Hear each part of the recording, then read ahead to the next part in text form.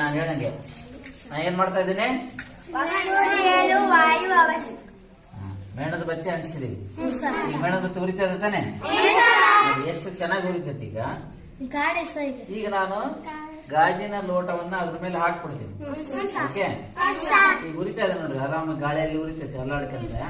ಈಗ ಲೋಟವನ್ನ ಹಾಕಿದ್ಮೇಲೆ ಇನ್ನು ಚೆನ್ನಾಗಿ ಉರಿಬೇಕಾಯ್ತು. ಸ್ವಲ್ಪ ತುರಿದು ಆರ್ಬಿಡ್ತೈತೆ.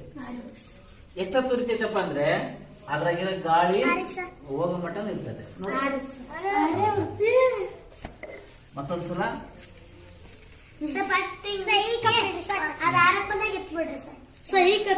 ನೋಡಿ, ಯಾವ ಕಪ್ ಇಡ್ತಾ ಇರ್ತೈತೆ ಉಳ್ಕೊಳ್ಳೋದು.